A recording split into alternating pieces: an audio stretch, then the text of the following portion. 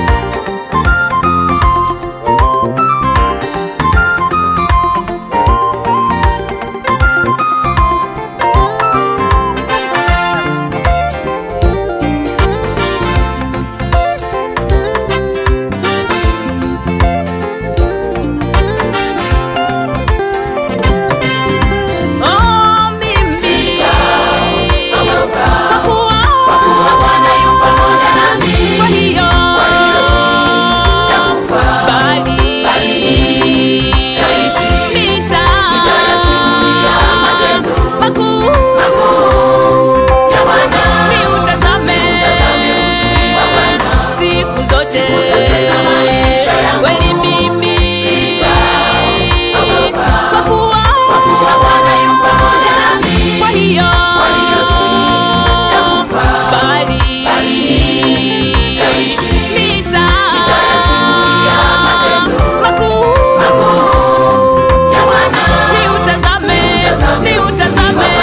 siku zote za maisha yangu.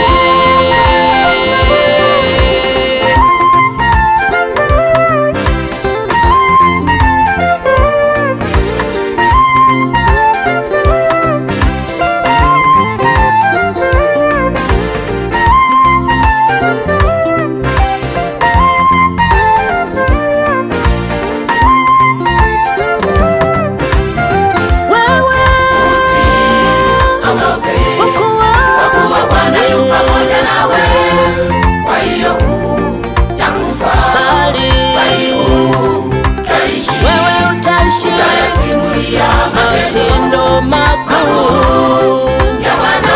Utazame wa uzuri za maisha yako. Wewe usiogope, Bwana yu pamoja nawe. Kwa hiyo utakufa, bali utaishi matendo ya Bwana. Wake Bwana maisha yako.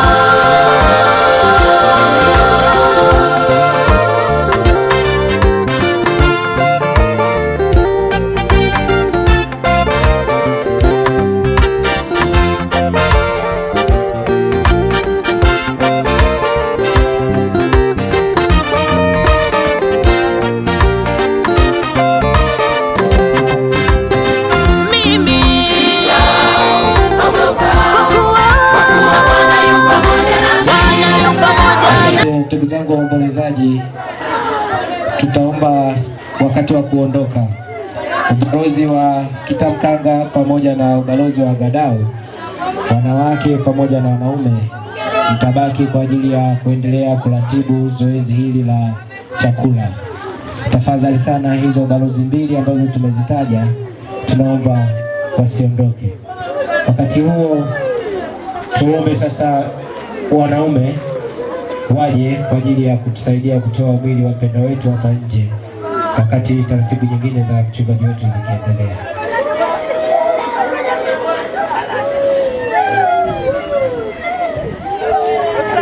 Wakati huo waimbaji wako hapa wanaendelea na taratibu. Karibu waimbaji. Ndio.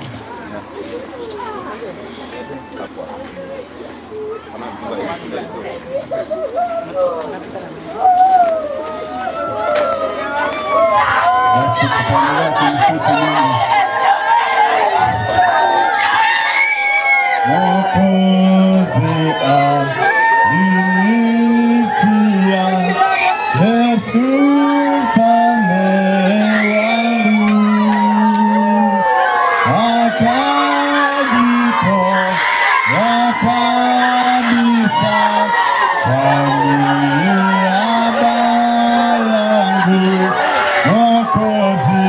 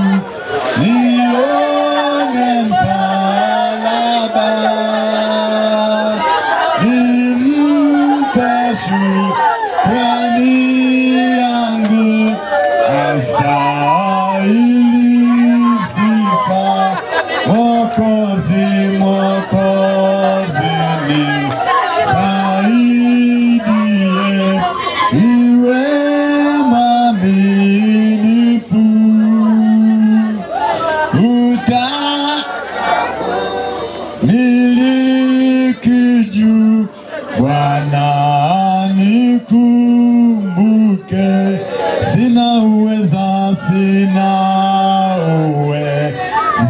kulipa deni ya upendo, bali Yesu najitoa nitumike kwako.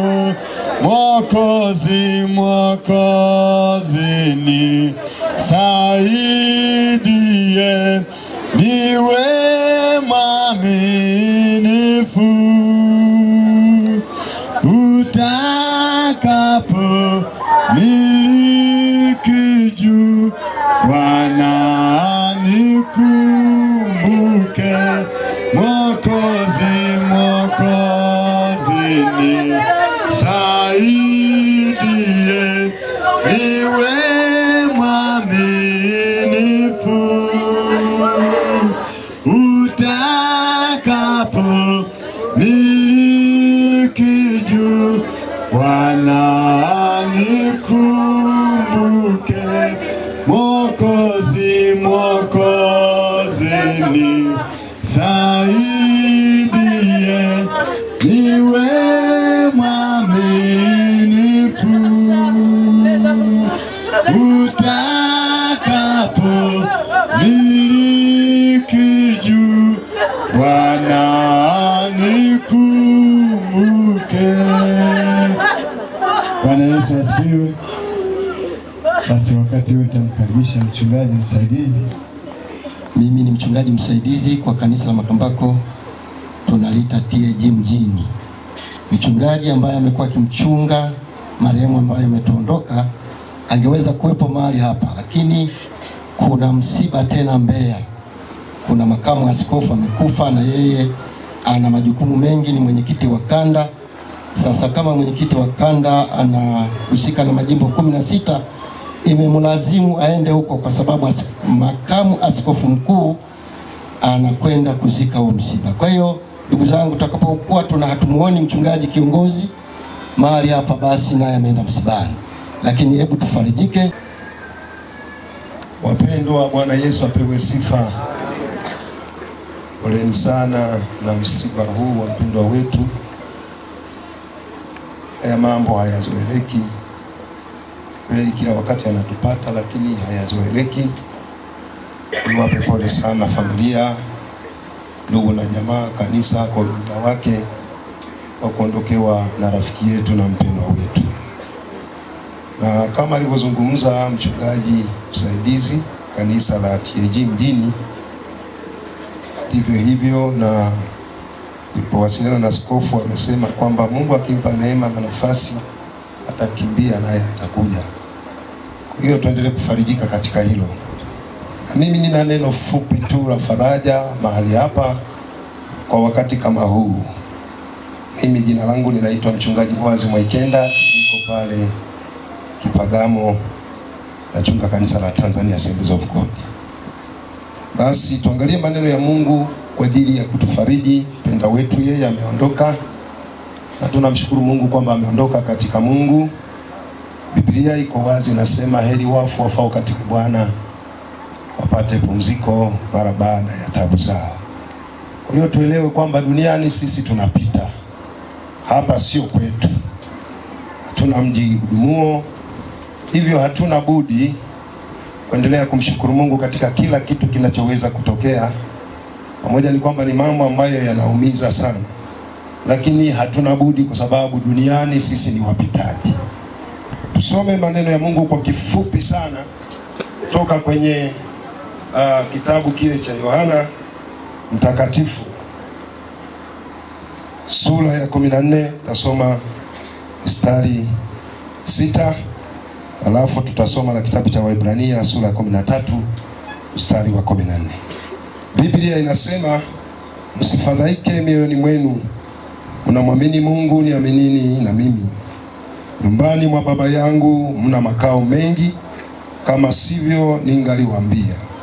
Maana naenda kuandalia mahali. Basi mimi nikienda na kuandalia mahali, nitakuja tena niwakaribishe kwangu, ili nilipo mimi nanyi muwepo. nami niendako mwaijua njia. Tomaso akamwambia, Bwana, sisi hatujui uendako, nasi twaijuaje njia? Yesu akamwambia, mimi ndimi njia na kweli na uzima. Mtu haji kwa Baba ila kwa njia ya mimi. Kitabu cha Waebrania sura ile ya 13 mstari 1 wa 14 ya Injili za Yesu Kristo, vile vitabu vinne kwa maana ya Mathayo, Marko, Luka pamoja na Yohana. Mwandishi wa kitabu hicho ni Yohana, lakini haya maneno niliyoyasoma ni maneno ya Yesu mwenyewe. Yesu alikuwa anaongea na wanafunzi wake anapowaambia kwa habari ya yeye kuondoka kurudi kwa Baba yake. Wanafunzi wakawa wameingiwa na fadhaiko kwamba tumekaa na wewe muda mwingi, tumeishi na wewe muda mwingi, inakuwaje unasema unaondoka? Yesu akawa anawahusia maneno fulani pale nyuma, anasema pendaneni ninyi kwa ninyi. Mkipendana watu wote watajua ya kwamba ninyi ni wanafunzi wangu. Sasa wanafunzi wakawa wanajihoji kwa nini anawaambia kitu kama hicho. Ndipo tunaona Yesu anazungumza kwa maneno haya ya faraja kwamba msifadhaike mioyoni mwenu, kwamba mimi ninaondoka, mnamwamini Baba, niaminini na mimi. Bwana Yesu napewe sifa. Anasema mimi naondoka, naenda kuandaa makao. Maana yake kile kilichonileta hapa duniani nimekwisha kukifanya. Ninyi mmeniamini, mmeliamini neno la Baba yangu, mmelipokea neno la Baba yangu. Sasa vile mlivyomwamini Baba, niaminini na mimi. Mbona Biblia inasema, Tomaso akasema, twaijuaje hiyo njia unayoiendea? Anasema mimi ninayesema na nyinyi ndiyo njia. Bwana Yesu na asifiwe. Jina la Bwana libarikiwe. Wapendwa, tunapozungumza kwa habari ya safari zetu hizi za kwenda mbinguni ama kutoka kwenye huu mwili na kuelekea mahali ambapo Mungu amekusudia tuende, yako mambo ya kujifunza. Yako mambo ya kujifunza kwamba wakati mwingine tunapoendelea kuishi hapa duniani, wakati mwingine tumejisahau sana, kana kwamba hii dunia ni ya kwetu, hatutaondoka. Biblia iko wazi, inasema mwanadamu aliyezaliwa na mwanamke siku zake za kuishi si nyingi, na hizo chache pia zimejaa tabu na mateso. Lakini uko mji tunaoutegemea, uko mji tunaotarajia, uko mji tunaoungoja, na huo mji hatutauendea kama hatutapita kwa njia ya Yesu Kristo, kama hatutamwamini Yesu kuwa Bwana na Mwokozi wa maisha yetu. Huo mji hatutaweza kuendea. Yesu anasema mnamwamini Baba, niaminini na mimi. Mimi nimetumwa na Baba yangu kuja kuwaletea habari za uzima, kuja kuwaletea habari za ukombozi, na kwamba baada ya maisha haya yako maisha mengine. Maisha haya ni ya muda, yako maisha ya dumuyo. Lakini Biblia tumesoma kwenye andiko lile la Waebrania, anasema duniani hatuna mji udumuo. Bwana Yesu napewe sifa. Leo dada yetu ameondoka katika Bwana, amelala. Tunasema amelala, tunasherehekea harusi yake ya mwisho. Amelala. Kuna siku tutakutana naye. Kwa nini? Kwa sababu Biblia inaeleza kwamba wanaokufa katika Bwana wanalala, kuna siku wataamka. Jina la Bwana libarikiwe. Jina la Bwana libarikiwe. Mtu wa Mungu, ukifa katika Bwana unapumzika. Unapumzika baada za tabu za hapa duniani, baada ya shida za hapa duniani unapumzika. Mara baada ya hapo kuna maisha mengine. Biblia inasema tutaketi na Bwana, tutaishi na Bwana siku zote za maisha yetu. Duniani hatuna mji wa kudumu. Hata uwekeze, tusipondoka katika Bwana hatuwezi kukutana naye. lakini kama tukiondoka katika Bwana tutakutana naye. Mungu wa mbinguni na alibariki neno lake. Baba yetu na Mungu wetu mtakatifu, katika jina la Yesu, peke yako wewe ndiye uliye faraja ya kweli. Neno lako ni msaada wa maisha yetu. Wako wazazi wa binti yako huyu ambaye ametwaliwa katika mwili huu, Bwana wafunge mkanda wa rohoni. Wewe ni faraja yao, watie nguvu mpya. Endelea kuweka tumaini jipya ndani ya maisha yao. Umekwenda kuandaa makao ili kila anayekuamini ayaone hayo makao. Asante kwa ajili ya mkutano mzima huu Bwana. Unatukumbusha kwamba wewe ni njia ya kweli na uzima. Mtu haji kwa baba yako bila ya wewe. Wewe ndiye njia pekee ya kuona ule mji udumuo. Na kusi Bwana juu ya msiba huu, Mungu kaendelee kutushikilia.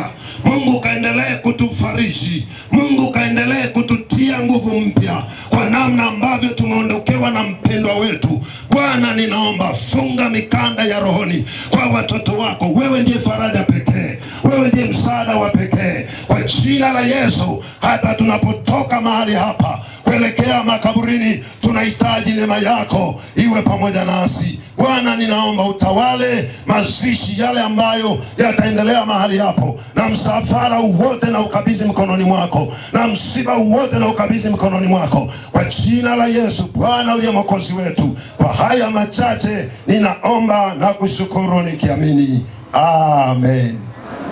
Amen. Asante sana. Halo. Tupeane taarifa ndugu zangu. Kuna watu wanaenda makaburini halafu wanakimbia ibada zinazoendelea kule. Wanawahi kuja huku kabla hatujamaliza taarifa kule zote za msiba. Ndugu zangu, tusiondoke bila kumaliza taratibu zote za makaburini. Chakula kitagawiwa hapa nyumbani baada ya taratibu zote kule kuisha. Kama utaenda kule utawahi kukimbilia magari na kurudi nyumbani, chakula hutahudumiwa. Tafadhali niwaombe sana.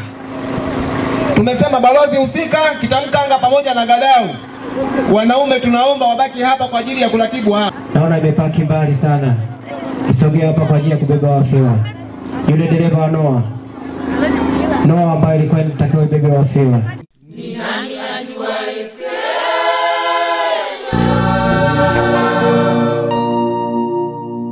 Itakuwa vipi?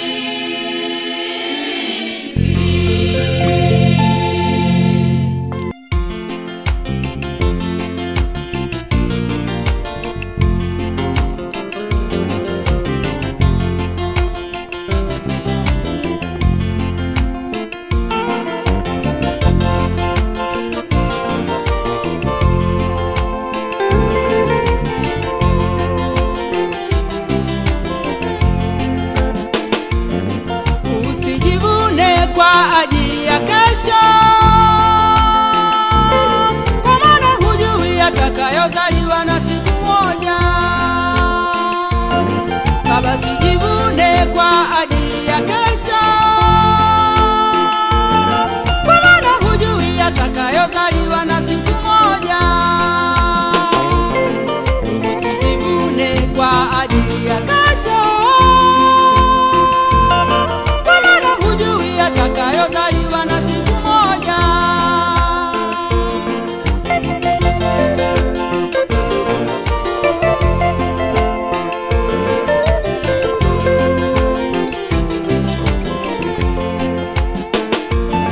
Kaka, sijivune kwa ajili ya kesho, kwa maana hujui atakayozaliwa na siku moja. Dada, sijivune kwa ajili ya kesho. Wale mabalozi tafadhali, mkusanyaji anatangulia kule mbele. Tunaomba kuwasilisha michango yenu, hata kama mtabaki hapa kwa ajili ya kuratibu shughuli mbalimbali, lakini viongozi tunaomba sana atakayozaliwa na siku moja. Kama mlivyo kataa kuwa na Mungu katika fahamu zenu, Mungu amewaacha fuate akili zenu zisizofaa, fanye yasiyopasa. Na kama mlivyo kataa kuwa na Mungu katika fahamu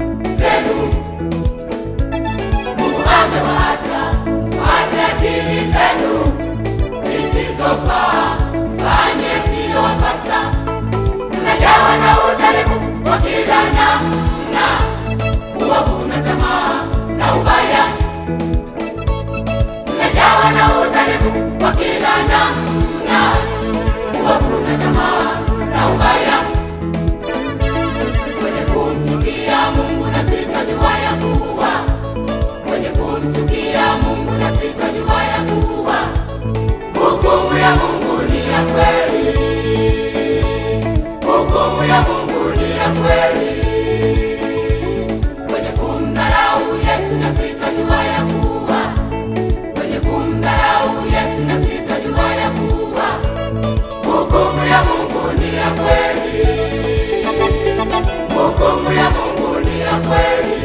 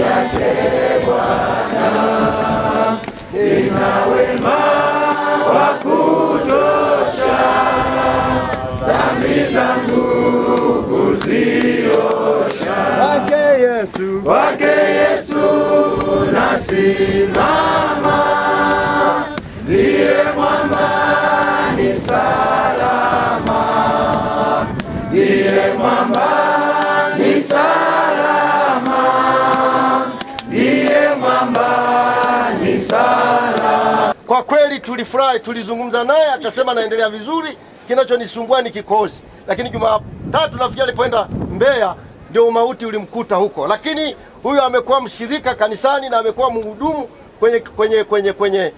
kwenye sifa, tunamfahamu. Ningeweza kuwa natangaza hapa natoa machozi, kwa sababu kulikuwa na timu fulani hivi ya walimu watatu na wafahamu, walikuwa wanapatana sana, na mama yao alikuwa ni mke wa mimi, na ulipotokea msiba mke wangu alikuwa anasimamia mitihani mahali fulani, aliacha hapo akakimbia hivi, sijamuona mpaka sasa. Lakini najua jamani, tunafarijika kwa sababu ya mazingira haya. Huyu Mwanza amekuwa katika Bwana. Jamani, amina.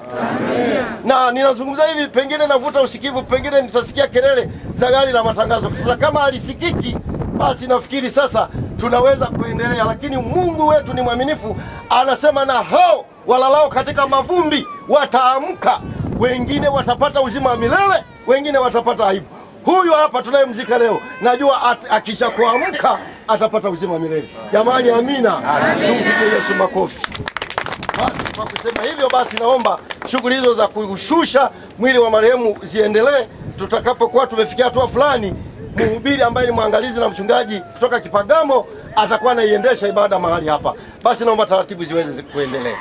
Asante. Basi niombe vijana sasa tusogee pale kwenye gari letu lilobeba mwili ili tuweze kusogeza mwili wetu hapa.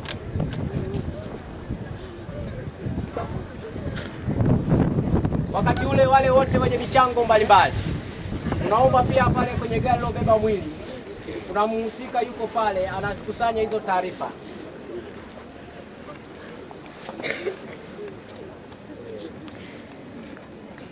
Hakuna aliye kama wewe Bwana, wewe ni mshindi. Hakuna aliye kama wewe Bwana, Bwana umetamalaki. Hakuna aliye kama wewe Bwana, wewe ni mfariji. Hakuna aliye kama wewe Bwana, Bwana umetamalaki. Hakuna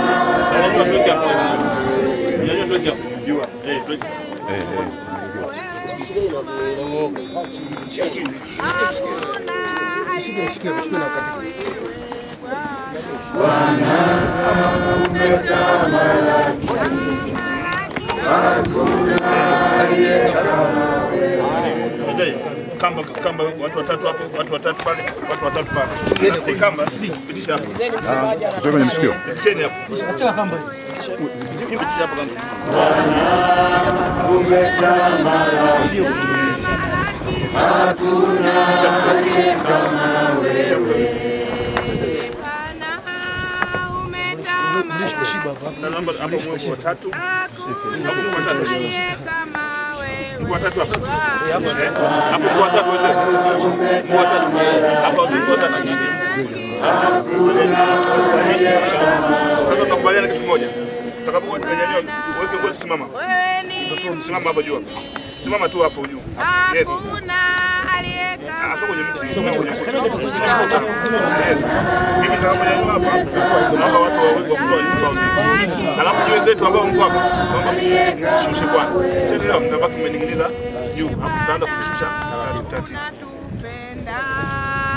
Hakuna aliye kama wewe Bwana.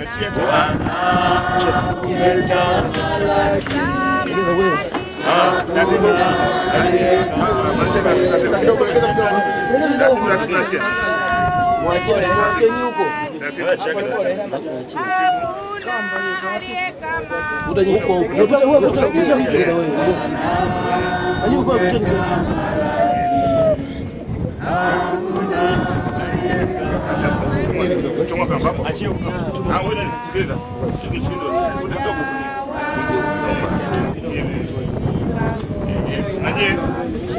Kaza kamba, kaza kamba.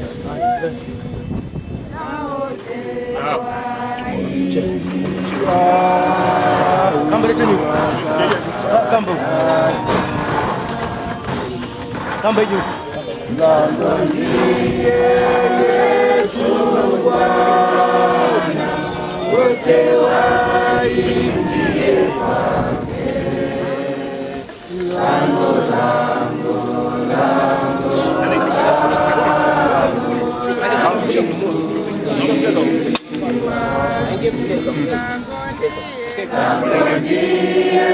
Yesu Bwana, wote waingie kwake. Lango, lango, lango, lango,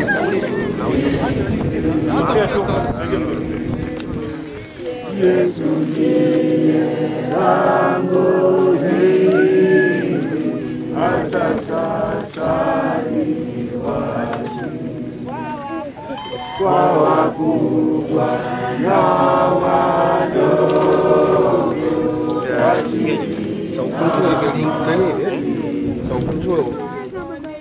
Lango ndiye Yesu Bwana, wote waingie kwake. Lango, lango, Bwana, wote waingie kwake. Lango, lango, lango, lango la mbinguni wazi. tupate kuongoza mchungaji.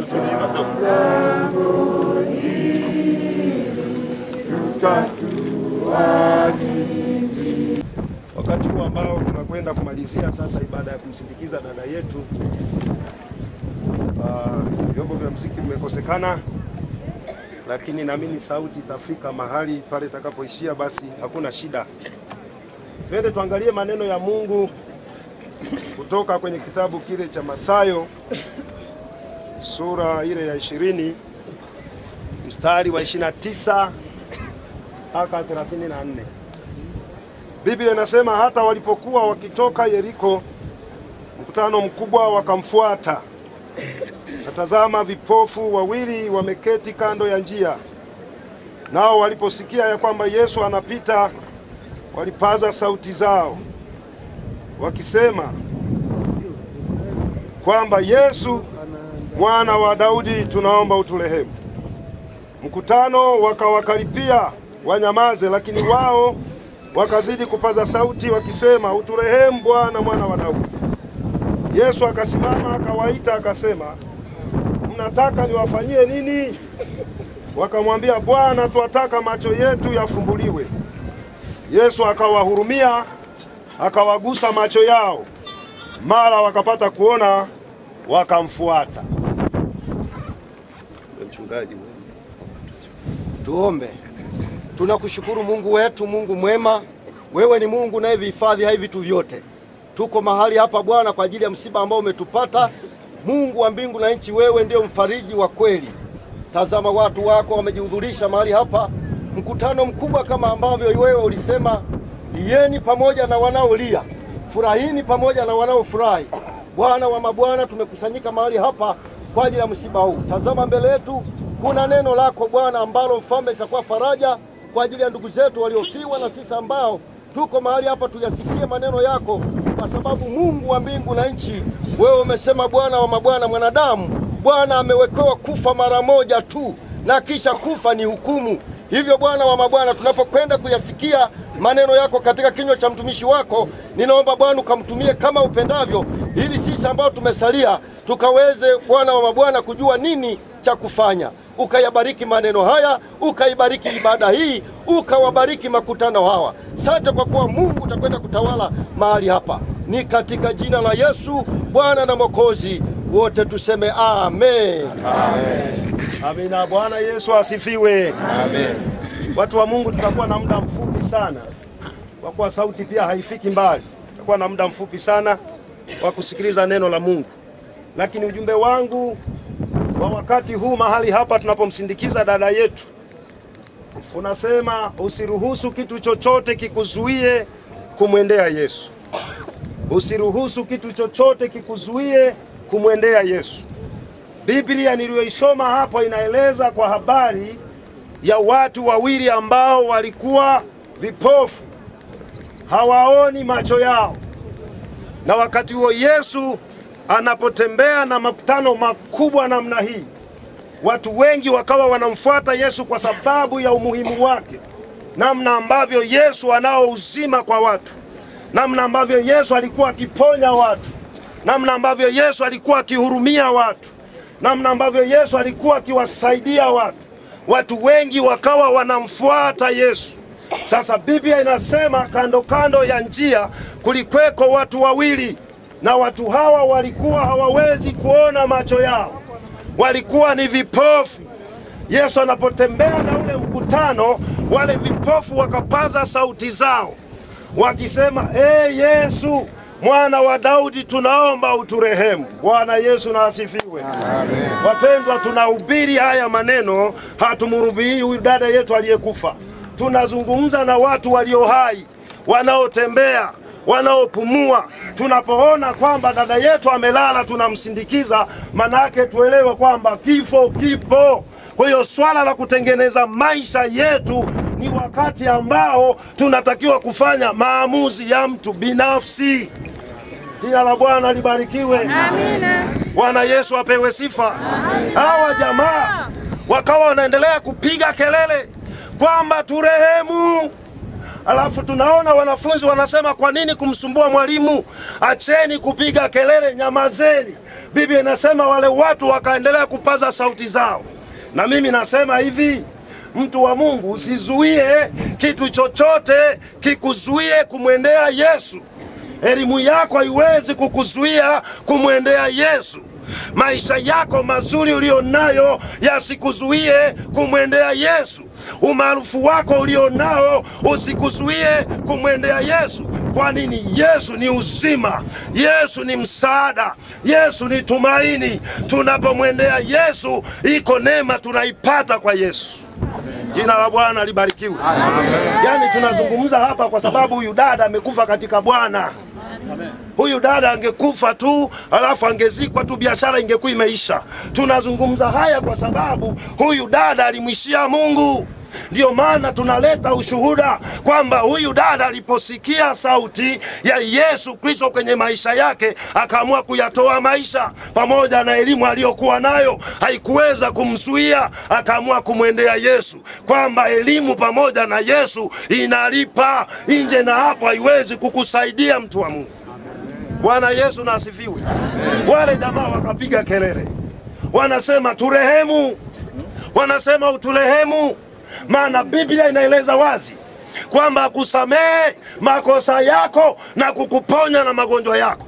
Hawa jamaa walikuwa na tatizo la kutokuona, maisha yao yote hawaoni, ni vipofu.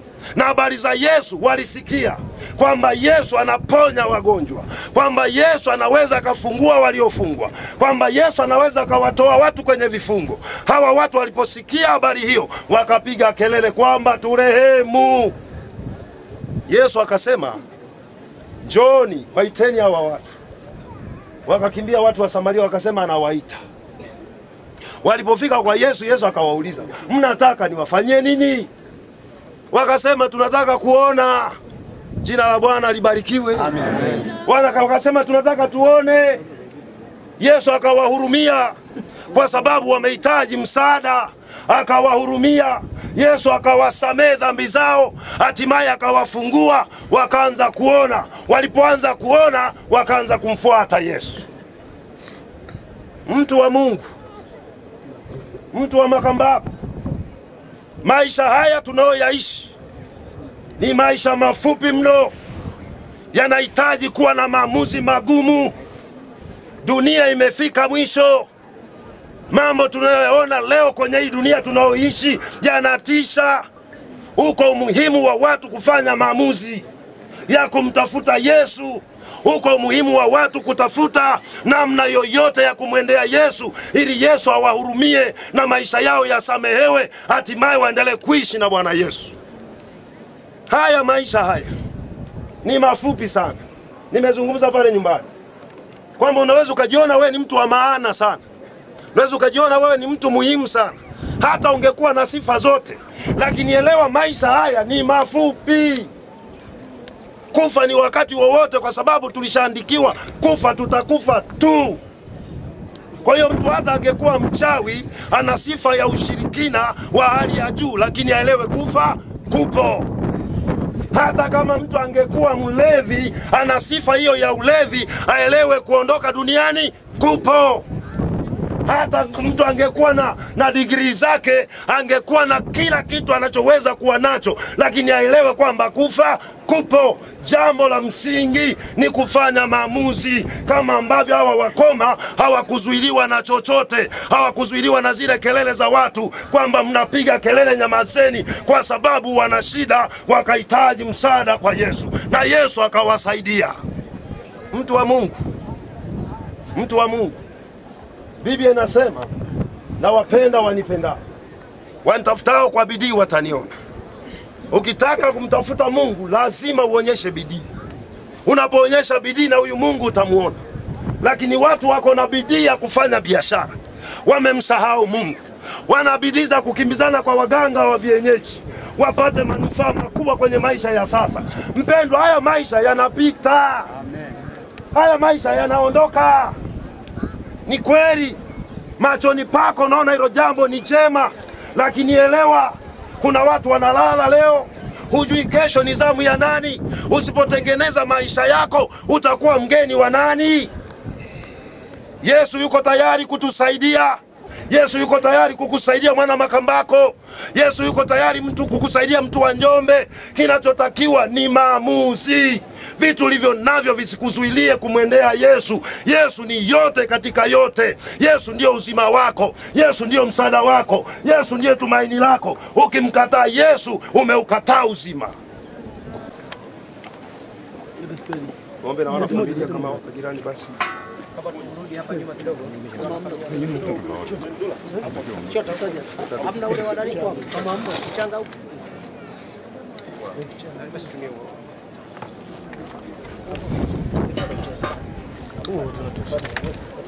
Tufuate.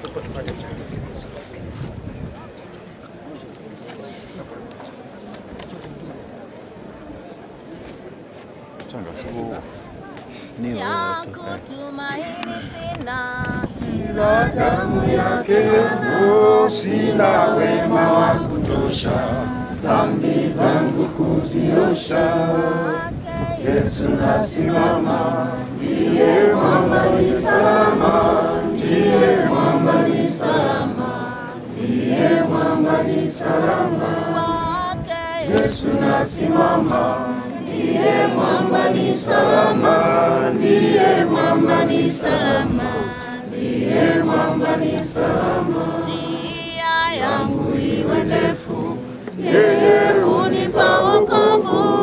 Mawimbi yakinipiga, nguvu zake ndiyo nanga. Kwake Yesu nasimama, ndiye mwamba ni salama, ndiye mwamba ni salama. Kama vile ilivyompendeza Baba yetu wa mbinguni katika mpango wa hekima yake kutwaa roho ya dada yetu Furaha Mwanza, sisi tunaweka mwili wake kaburini, dongo kwa udongo, vumbi kwa mavumbi, majivu kwa majivu, tukilitazamia tumaini lenye baraka lile la kutokea kwa Mungu mkuu na Mwokozi wetu Yesu Kristo, ambaye atatutengenezea upya mwili huu katika mfano wa mwili wake mwenyewe wa utukufu, na kwa kadiri ya matendo ya nguvu zake kuu, ambazo kwa hizo yeye ataweza hata kuvitisha vitu vyote chini yake. Amen. Niombe sasa wanafamilia. Basi wanafamilia wasogee kwa ajili ya kuwakilisha.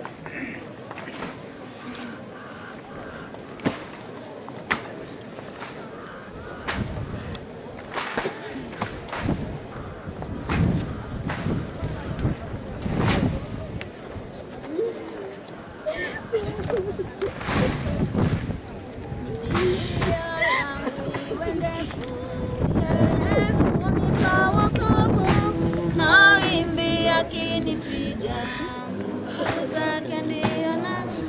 Kwake Yesu nasimama, ndiye mwamba ni salama, ndiye mwamba ni salama, ndiye mwamba ni salama. Kwake Yesu nasimama, ndiye mwamba ni salama, ndiye mwamba ni salama, ndiye mwamba ni salama. Damu yake na sadaka nategemea daima, yote chini ya kisha Mwokozi atanitosha. Kwake Yesu nasimama, ndiye mwamba ni salama, ndiye mwamba ni salama, ndiye mwamba ni salama. Kwake Yesu nasimama, ndiye mwamba ni salama, ndiye mwamba ni salama, ndiye mwamba ni salama. Nikiitwa hukumuni, rohoni nina amani, nikivikwa haki yake, sina hofu mbele zake. Kwake Yesu nasimama, ndiye mwamba ni salama, ndiye mwamba ni salama, ndiye mwamba ni salama. Kwake Yesu nasimama, ndiye mwamba ni salama, ndiye mwamba ni salama. Hapana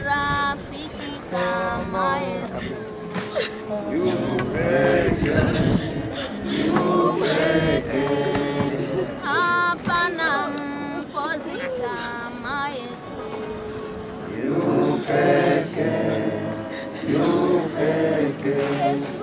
Yesu ajua shida zetu, aweza kutuongoza. Hapana rafiki kama Yesu, yu peke, yu peke. Yeye anayefanya Yesu ajua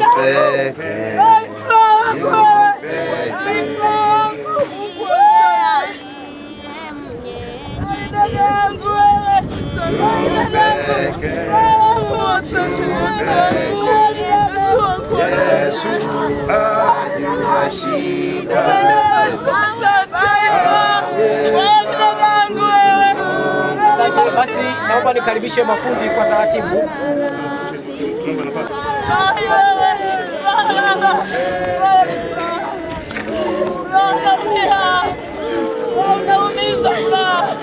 Unaumiza dadangu, mbona mapema dada? Mapema dadangu wewe. Mapema dada. Mapema dada. Dada wewe. Dada. Nenda dadangu. Nenda. Nenda dadangu. Nenda dadangu. Nenda dadangu wewe. Nenda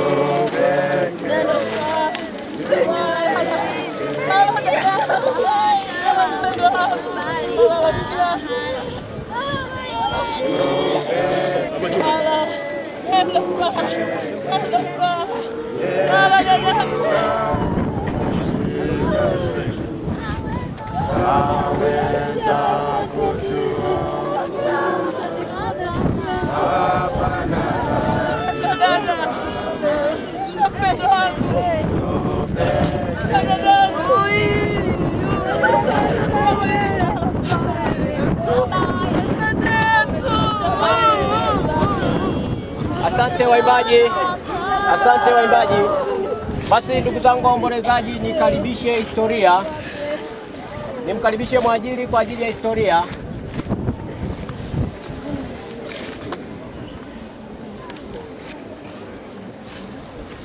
Tunamkaribisha mwajiri kwa ajili ya historia.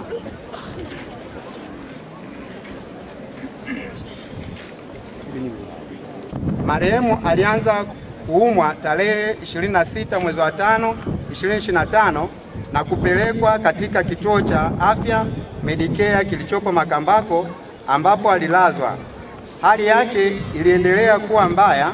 Tarehe 16 mwezi wa 6 2025 alipelekwa hospitali ya Rufaa Mbeya kwa matibabu zaidi mpaka mauti ilipomfika tarehe 17 mwezi wa 6 2025. Shukrani. Tunapenda kuwashukuru madaktari na wauguzi wa kituo cha afya Medicare Makambako na hospitali ya Rufaa Mbeya kwa jitihada zao katika kuokoa maisha ya marehemu Mwalimu Furaha Mwanza Lukelo. Aidha, tunawashukuru watumishi wote wa halmashauri ya mji Makambako na wananchi wote kwa ushirikiano walioonyesha katika kuhakikisha marehemu Furaha Mwanza Lukelo anahifadhiwa katika nyumba yake ya milele kwa heshima kubwa. Marehemu ameacha mtoto mmoja. Mwajiri au mkurugenzi wa halmashauri ya mji Makambako amechangia jeneza, mazishi, mafuta na sabuni na usafiri kutoka Mbeya hadi Makambako lambilambi shilingi 100,000. Bwana ametoa na Bwana ametwaa, jina la Bwana lihimidiwe. Amina. Asante sana ndugu zangu waombolezaji, kama ambavyo tulisema awali, mtuwie sana radhi kwa changamoto ambayo imejitokeza, lakini pia tutambue ni sehemu ya historia ya jambo, lazima ikae namna hivyo. Na sisi wanadamu tuliobaki hapa hatuna namna, tunastahili kupokea. Ndugu zangu waombolezaji, kwa mujibu wa ratiba yetu tulionayo, baada ya kupata historia fupi ya mwalimu wetu, sasa tunaenda taratibu ya uwekaji wa mataji. Nitawasoma wanaostahili kuweka mataji wajiandae, halafu nitakuja kurudia kwa utekelezaji zaidi. Taji la kwanza litawekwa na baba na mama. Taji la pili litawekwa na mtoto. Taji la tatu litawekwa na dada wa marehemu. Taji la nne litawekwa na kaka zake. Taji la tano mashangazi. Taji la sita wajomba. Taji la saba mawifi na mashemeji. Taji la nane litawekwa na mwajiri. Taji la tisa afisa elimu msingi na sekondari watakuja kwa pamoja. Taji la 10 mratibu elimu kata ambako mpendwa wetu alikuwa anafanya kazi. Taji la 11 mwalimu kiongozi wa shule ya msingi Makambako ataambatana na walimu. Taji la 12 wanafunzi wa shule ya msingi Makambako kwa uwakilishi. Taji la 13 mwenyekiti wa chama cha walimu Tanzania akiongozana na walimu, lakini hapo wataimba na wimbo wa Solidarity. Taji la 13 mwenyekiti wa mtaa pale ambapo mpendwa wetu alikuwa anafanya kazi, atakuja mwenyekiti wa mtaa wa Kibedange, atakuja barozi, atakuja mheshimiwa diwani wa kata ya Makambako, watashirikiana na mheshimiwa diwani wa kata ya Kivavi. Taji la 17 mwakilishi kutoka Dar es Salaam. Taji la 18 mwakilishi kutoka Igima. Taji la 19 majirani, 20 wachimba kaburi, na la mwisho litawekwa na mchungaji. Marekebisho kidogo hapo kwa mwenyekiti wa mtaa wa Kibedang, ataungana na mwenyekiti wa kijiji cha Igima kwa uwakilishi. Asante. Bila kupoteza muda, sasa naomba nikaribishe baba na mama.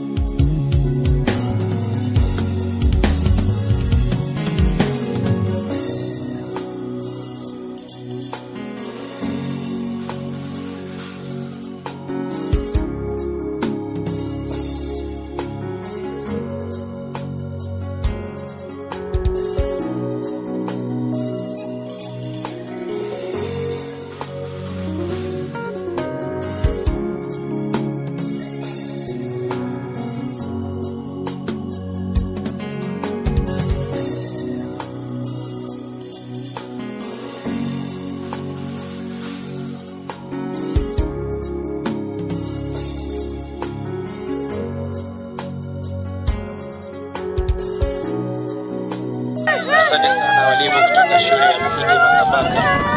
Hakika natuhuzunisha, lazima tupokee hili kwa sababu ni safari yetu sote. Yeye sisi tutakuwa. Basi tafadhali nimkaribishe sasa elimu kata kutoka Makambako. Mratibu elimu kata kutoka Makambako.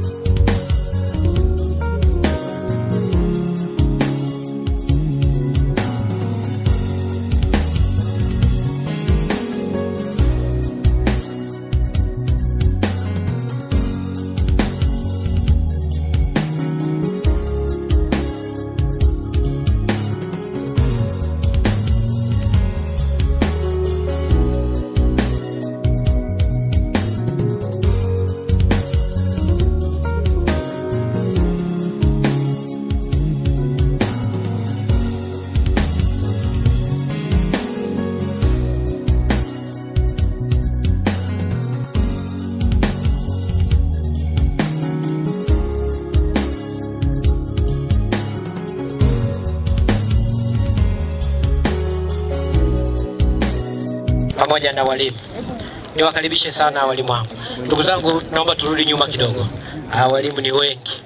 Tuna wimbo wetu tunaimba wa umoja kama ishara ya ndugu yetu kwamba tulikuwa pamoja na leo ametutangulia. Tuna safari yake ni safari yetu sote. Kikubwa tu mwenzetu ametangulia kutuandalia makao.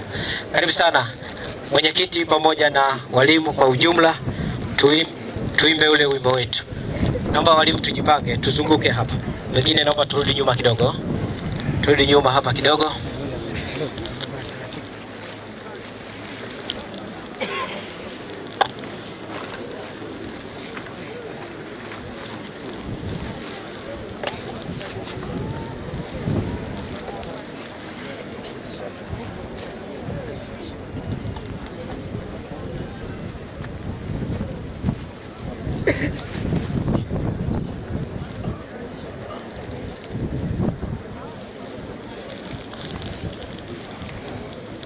Asante.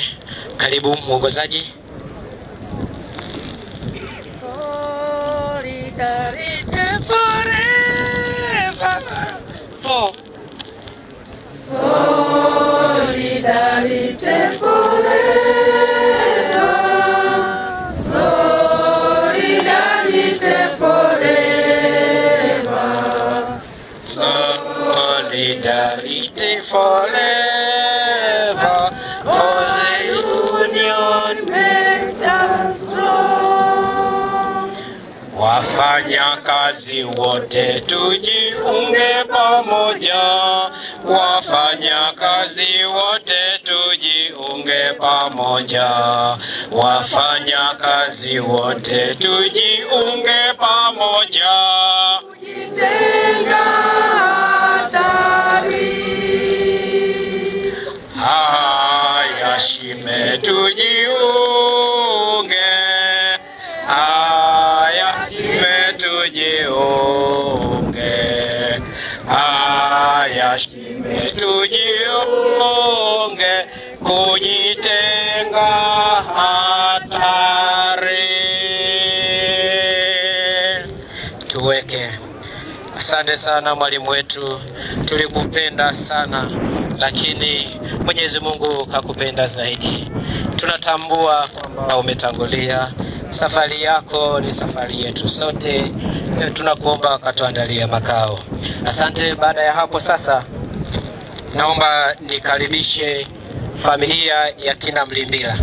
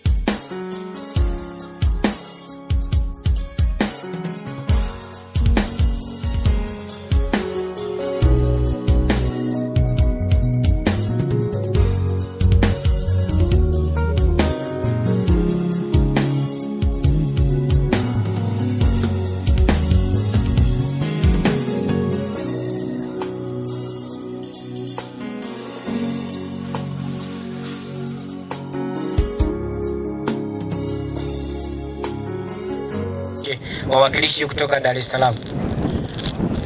Wakilishi kutoka Dar es Salaam.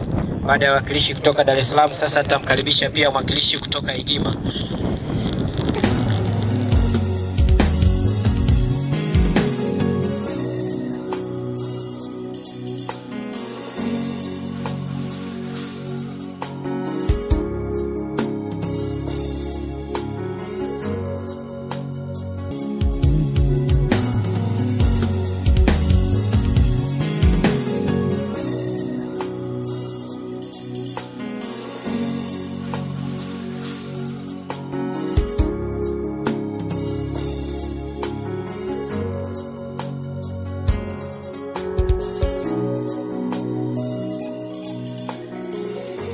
Nimwombe sasa mtumishi mmoja wapo nje ya mchungaji. Mchungaji kwa maelekezo aliyopewa ataweka msalaba. Karibu mtu mwingine, muumini mwingine. Mkurugenzi ametoa rambirambi ya shilingi 100,000.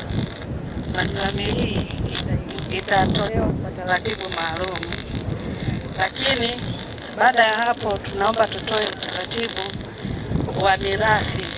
Tunaomba kikao cha ukoo kikae baada ya mazishi. Kikao cha ukoo kikae, kikisha kaa kimteue msimamizi wa mirathi ambaye yeye atakayeweza kusimamia na ambaye ni mwaminifu. Lakini marehemu ameacha mtoto ambaye bado ni mdogo. Niwaombe sana wanafamilia kuhakikisha tunamwangalia vizuri sana huyu mtoto kwa sababu bado ni mdogo. Mungu ametoa, Bwana ametoa na Mungu ametoa. Jina la Bwana lihimidiwe. Tumsifu Yesu Kristo. Asante sana kwa ajili. Naomba niunganishe pia na mwenyekiti wa starehe na maafa ya walimu. Karibu. Tumsifu Yesu Kristo. Poleni sana. Asante. Ndugu yetu Mwalimu Furaha, tulishirikiana kwenye changamoto mbalimbali, ikiwepo lile jambo linalomfika mwalimu mhusika anapokuwa ametutoka. Sasa tulijiwekea utaratibu kama halmashauri ya mji Makambako, mimi nikiwa ni mwakilishi wao katika msiba. Sasa walimu wa shule za msingi halmashauri ya mji Makambako tuko jumla ya walimu 600 ambao tuna utaratibu wa kuchangiana kwa ajili ya kuweza kumsindikiza mwenzetu. Sasa katika walimu 612 tulikusanya mchango upatao Tanzania shilingi milioni 2,484,000 matumizi. Sasa walimu wamejikita katika matumizi mbalimbali yakiwemo kama ifuatavyo: chakula, muziki, mapambo, usafiri na mazishi, ambapo jumla ya matumizi inakuja kama ifuatavyo: Tanzania shilingi 1,662,000. Hivyo pesa inayobaki inakuwa ni rambirambi, ni shilingi 822,000 ambao tumejiwekea utaratibu namna ya kukabidhi. Tukishakamilisha nadhani taarifa watapata kwa ndugu. Asante. Asante sana mwenyekiti. Sasa nipokee salamu kutoka Kitandililo Sekondari. Kitandililo Sekondari, wakati huo mwenyekiti wa CWT pia ajiandae. Wapendwa, Bwana Yesu asifiwe. Poleni sana na msiba huu. Kwa niaba ya ofisi, jamii na familia nzima ya shule ya sekondari Kitandililo, tunatoa salamu za pole sana kwa ndugu jamaa na marafiki wote kwa kuondokewa na ndugu yetu mpendwa huyu. Kipekee tunatoa salamu za pole kwa kijana Bright Mlimbira ambaye ni mwanafunzi wetu pale Kitandililo Sekondari. Tunampa sana pole kwa kuondokewa na mama yake mpendwa, lakini sisi tunaendelea kumwombea. Ni kipindi cha likizo, tutafikiri salamu zetu kwa umoja wetu kama walimu, wanafunzi kwa ujumla, tutaziwasilisha kwa familia mara baada ya shule kufungua. Lakini cha pekee zaidi ambacho tunaweza kuahidi kwa kijana wetu Bright, tutakuwa naye bega kwa bega katika masomo yake na mwendelezo wake. Tunaamini Mungu ni mwema, ataendelea kutupigania. Kikubwa tu ni maombi, tuendelee kumwombea ili aweze kuipokea hii hali na aweze kuirejelea. Mungu ni mwema na kazi ya Bwana huwa haina makosa. Asanteni sana, poleni sana. Asante sana. Sasa nimkaribishe mwenyekiti. Bwana Yesu asifiwe. Tumsifu Yesu Kristo. Asalamu alaykum. Poleni sana. Kwa niaba ya walimu wote wilaya ya Njombe kwa halmashauri zote 3, tunapenda kutoa pole nyingi sana kwa ndugu na jamaa na wakazi wote, walimu wote wa Makambako, pia mkurugenzi wetu wa Makambako. Lakini pia tunapenda kutoa shukrani za dhati kwa Mungu kwa lililotokea, lakini pia tunatoa shukrani kwa mwajiri kwa kumzika mwalimu wetu kwa heshima. Lakini pia tunatoa salamu na shukrani kwa ndugu na jamaa, majirani wote, ikiwa wakiwemo walimu, kwa namna walivyoweza kujiorganize kwa ajili ya kumstiri mwalimu wetu kwa heshima. Mwisho kabisa, napenda kutoa salamu na shukrani kwa familia na kuwapa nafasi kwamba mwalimu alikuwa ni mwanachama wa chama cha walimu. Kwa hiyo kama atapata changamoto yote katika mirathi yake, chama cha walimu kutoa usaidizi wa sheria. Asanteni sana, Mungu awabariki. Bwana ametoa, Bwana ametoa, jina lake lihimidiwe. Ee Bwana. Astarehe kwa amani. Asante. Asante sana.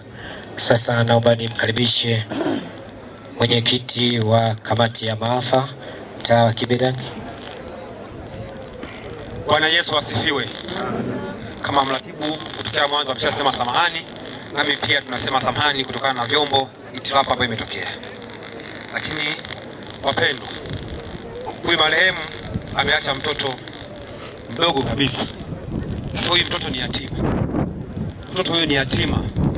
Alishaondokewa na baba yake, lakini sasa hivi amebakia kuwa yeye peke yake. Hata kama ndugu hapa amebakia peke yake. Mimi sasa niwaombe ndugu zanguni, niwaombe sana, kuna kitu fulani tukifanya hapa juu ya mtoto huyu. Nimeguswa pamoja na wewe tufanye kitu. Huyu mtoto ni yatima kabla sijatangaza michango hii ambayo ya kiserikali. Kwa hiyo niwaombe sana, tuguswe juu ya mtoto huyu yatima. Angalia moyo wako jinsi unasema nini. Angalia moyo wako jinsi unasema juu ya mtoto huyu. Ameondokewa na wazazi wote ambao hawapo hapa duniani. Naombe mama mwenye kitenge atandike hapa kwa ajili ya sadaka huyu mtoto. Naombe nafasi kwa ajili ya huyu mtoto jamani. Kwa kweli inasikitisha sana. Fikiri ingekuwa wewe siku ya leo mtoto kama huyu amebaki. Fikiria sana juu ya mtoto huyu. Walimu wenzangu, waajiriwa wenzangu, niombe sana. Utaratibu wetu ni ule ule. Tumshike mkono huyu mtoto. Mtoto ni wa kwetu wote. Naomba njia hapa jamani, naombeni njia. Guswa jinsi ya mtoto huyu. Mtoto huyu ni wa kwetu sisi sote. Tuguswe jamani. Toa sadaka yako. MC naomba wimbo wa taratibu kwa ajili ya sadaka, ili mtumishi wetu hapa apate kuziombea hizi sadaka.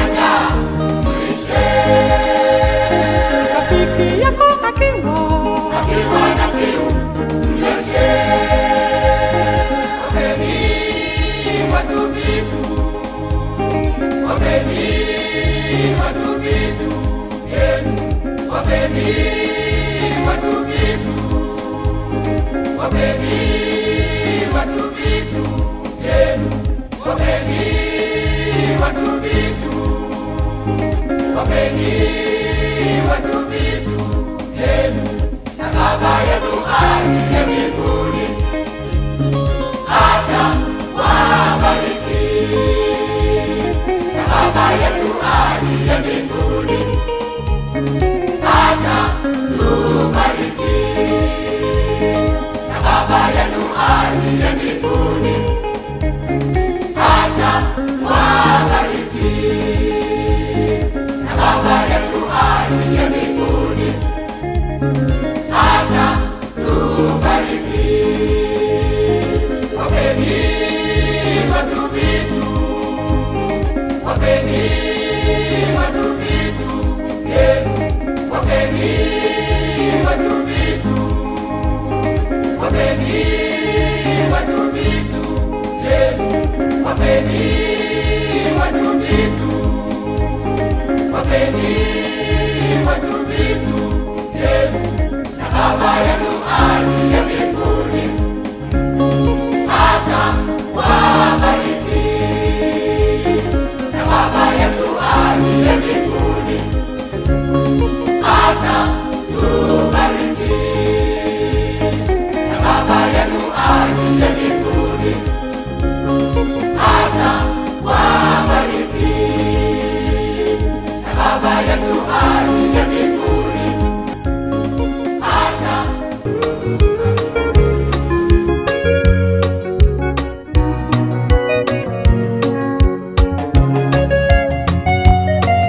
Yakumbuke hayo ndugu yangu, hapa duniani sio kwetu, wenyeji wetu huko mbinguni, na uache dhambi, tubu leo, ukifa uende mbinguni, ndiyo makao yetu ya kudumu. Yakumbuke hayo ndugu yangu, hapa duniani sio kwetu, wenyeji wetu huko mbinguni, na uache dhambi, tubu leo, ukifa uende mbinguni, ndiyo makao yetu ya kudumu.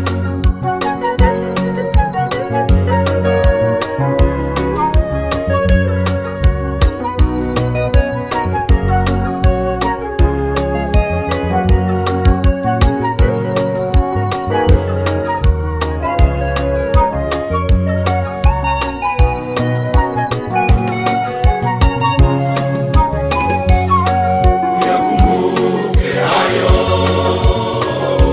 ndugu yangu, hapa duniani sio kwetu, wenyeji wetu huko mbinguni, na uache dhambi, tubu leo, ukifa uende mbinguni, ndiyo makao yetu ya kudumu. Yakumbuke hayo ndugu yangu, hapa duniani sio kwetu, wenyeji wetu huko mbinguni, na uache dhambi, tubu leo, ukifa uende mbinguni, ndiyo makao yetu ya kudumu. Yakumbuke hayo ndugu yangu, hapa duniani sio kwetu, wenyeji wetu huko mbinguni, na uache dhambi, tubu leo, ukifa uende mbinguni, ndiyo makao yetu ya kudumu. Yakumbuke hayo ndugu yangu, hapa duniani sio kwetu, wenyeji wetu huko mbinguni, na uache dhambi, tubu leo,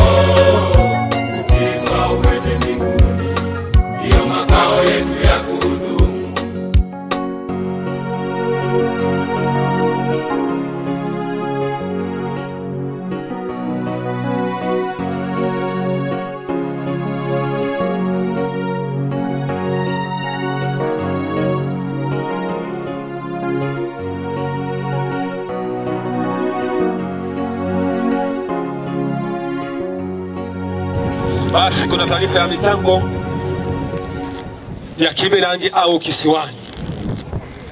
Kibilangi kwa sababu ni jina letu la zamani, kwa sasa hivi ni Kisiwani. Na bado tunasema Kisiwani kwa sababu wanafanya vizuri baada ya kubadilisha jina. Lakini niwape shukrani sana mabalozi wote 14. Hii ni pongezi ya pekee. Katika mabalozi 14 kwa kweli mmetoa wote. Hakuna hata mmoja ambaye hajatoa. Katika watu 850 mabalozi wote, kwa kweli Mungu awabariki sana. Kwa hiyo siku ya leo sitataja kama balozi fulani hajatoa, kwa sababu mmetoa wote. Mwenyezi Mungu awabariki sana. Lakini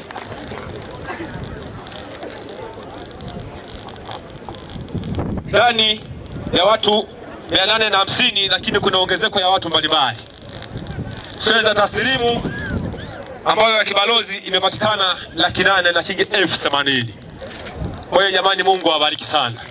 Lakini kuna salamu mbalimbali.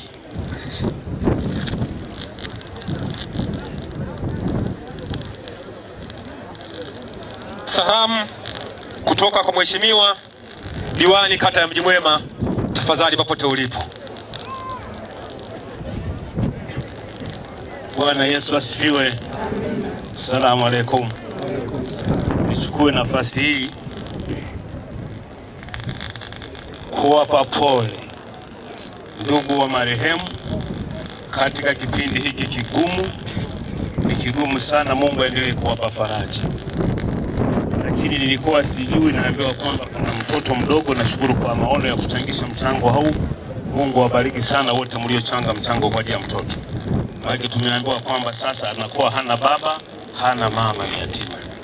Tuendelee kumuombea huyu mtoto. Tuendelee kumuombea sana. Tumemuona yuko hapa, ni umri mdogo, ni form 1. Kwa hiyo tunahitaji neema ya Mungu sana. Tunajua atakuwa mikononi mwa ndugu, na ndugu tutaendelea kumhendo vizuri, kumsaidia ili aendelee kuwa na amani.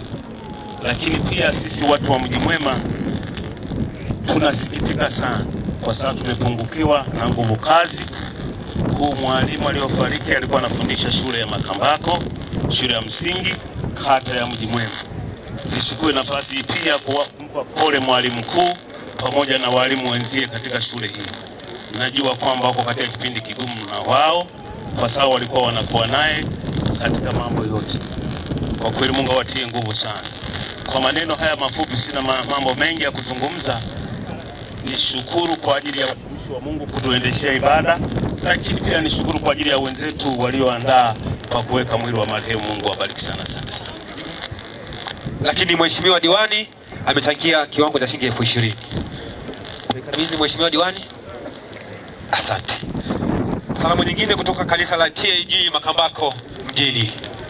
Salamu aliandaliwa kanisa TAG Makambako 311 fedha taslimu ambao wamechangia. Salamu nyingine kutoka kwa Mheshimiwa Rajabu Ishayo, kampuni yake aliyoandaliwa, kampuni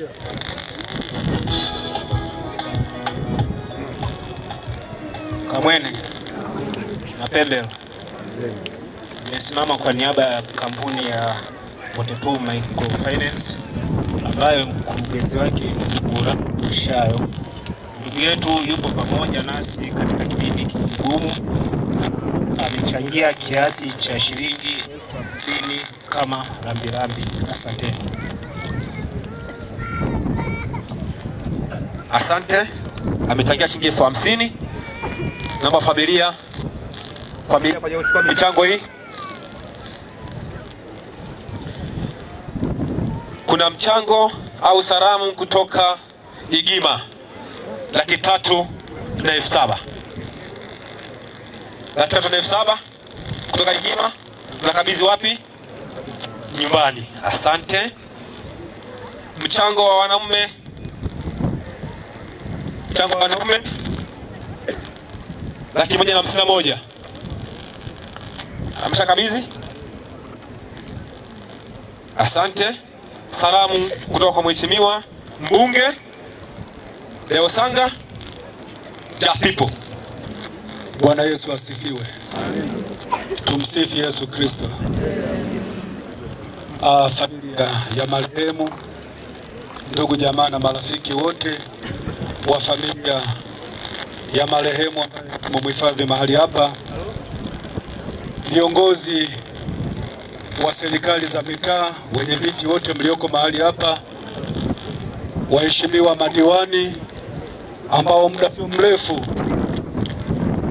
mtakuwa madiwani wastaafu, madiwani wote mlioko hapa, viongozi wote wa vyama mbalimbali vya siasa mlioko hapa, wananchi wenzangu, poleni sana. Nimesimama kumwakilisha mheshimiwa mbunge wa jimbo la Makambako. Mpaka sasa nadhani mnafahamu tarehe 27 bunge litavunjwa. Kwa hiyo mpaka sasa mheshimiwa Deo Kasenyenda Sanga bado yuko madarakani. Na mwenyekiti wa CCM mkoa wa Njombe alipopata taarifa za msiba huu kazipokea kwa majonzi makubwa sana. Alitamani ashirikiane pamoja na familia ya marehemu, lakini kulingana na majukumu mbalimbali ya kiserikali amemfanya akose muda wa kufika mahali hapa. Ametutuma tuje tutoe lambilambi ya shilingi 50,000 na kabidhi kwa familia. Na mheshimiwa mbunge wetu Deo Kasenyenda Sanga, ni tabia yake, kabla hata hajawa mbunge amekuwa mtu wa kulia na wanaolia nyakati za majonzi na kufurahi na wanaofurahi nyakati mbalimbali za furaha. Yeye anasema bado ataendelea kuwa pamoja na wana Makambako katika hali zote mpaka pale ambapo itafaa Mwenyezi Mungu akimtoa katika ulimwengu huu. Ni kawaida yake, wana Makambako tunajua. Asanteni sana, poleni sana, poleni sana. Asante. Lakini niombe kitu kimoja, watu wa salamu. Sawa? Naomba huo mnatumia dakika chache sana kutoa salamu. Amina. Nasema hivi ni kwa sababu tunaingia kwenye kipindi cha kampeni. Kampeni hizi zitakuwa zinapigwa hata hapa makaburini.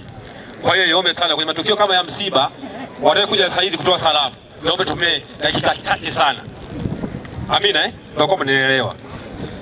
Kuna salamu kutoka Chama cha Walimu Tanzania CWT, wametoa shilingi 200,000 lakini wakabidhi nyumbani. Salamu kutoka kwa Mheshimiwa Danieli Chongolo.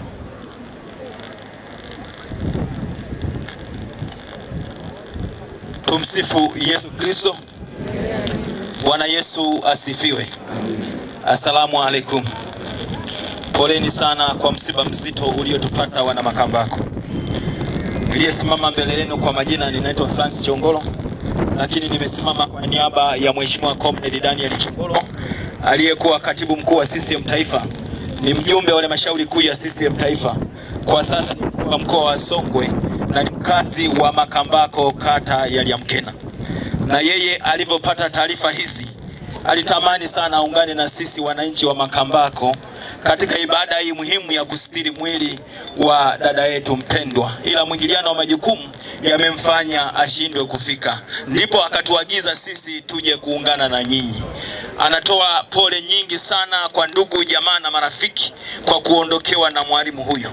Alikuwa bado anahitajika sana katika halmashauri yetu ya Makambako na hasa katika kata ya Mji Mwema. Lakini basi itoshe kusema kazi ya Mungu haina makosa.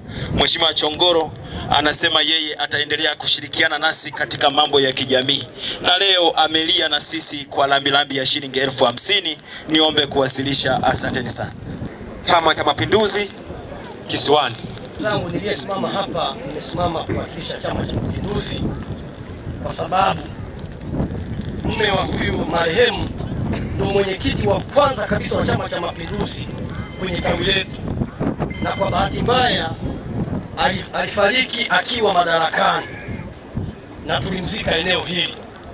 Kwa kama chama tumepata pigo la pili baada ya kuondokewa na mwenyekiti wetu, sasa tumeondokewa na mke wake. Kwa kweli ni nzuri. Chama cha Mapinduzi kinasema kiko pamoja na nyinyi na kitaendelea kushirikiana hata mtoto wa marehemu aliyeachwa mpaka mwisho wa maisha yake. Hiyo ni ahadi ya Chama cha Mapinduzi. Sasa sina mengi, niombe nitoe mchango wa chama wa shilingi 66,000. Ishu ya hela katoe pale. Matangazo ya serikali. Huu ndio mwisho wa matangazo ya salamu mbalimbali, lakini kuna matangazo ya serikali. Nianze na ratiba ya kwanza ya shukrani kutoka kwenye familia. Kwa niaba ya familia ya Mwalimu Furaha Lukelo, anawashukuru sana ndugu wananchi kwa umoja wenu ambao mmefanya kwa ajili ya kumsitiri mpendwa wetu mahali hapa. Lakini pia familia inamshukuru sana mkurugenzi wa halmashauri ya mji wa Makambako kwa namna ya pekee ambavyo amefanya kutekeleza wajibu wake wa kuhakikisha mwalimu wake anahifadhiwa katika hatua zote zinazostahili. Lakini pia familia ya Mwalimu Furaha inawashukuru sana madaktari kwa jitihada ambazo ilikuwa inafanya kwa ajili ya kuokoa uhai wa mpendwa wetu, lakini basi Mwenyezi Mungu alimpenda zaidi. Pia familia inashukuru sana uongozi wa shule ya msingi Makambako kwa ushirikiano wake wote ambao ulikuwa ukionyesha kwa mpendwa wetu hadi dakika ya mwisho. Pia familia inaishukuru sana serikali ya mtaa wa Kibeda ikishirikiana na serikali ya mtaa wa Igima kwa jitihada ambazo zimekuwa zikifanyika kuanzia mwanzo wa tukio hili hadi hapa mwisho. Pia familia kwa nafasi ya pekee sana inawakaribisha pale nyumbani ili tuende tukanawe maji kwa ajili ya kumalizia tukio hili. Baada ya shukrani hizo za familia, kwa nafasi ya pekee sasa nimkaribishe mchungaji. Kwanza ataiombea sadaka ambayo tumeitoa kwa ajili ya mtoto wetu, lakini pia taratibu nyingine za mwisho zitafanyika. Asante sana baba mchungaji, karibu. Fumbe macho yetu tuombe kwa ajili ya sadaka hii ya upendo, lakini pia kwa ajili ya kutawanyika mahali hapa. Tunakushukuru Mungu wetu, Mungu mwema.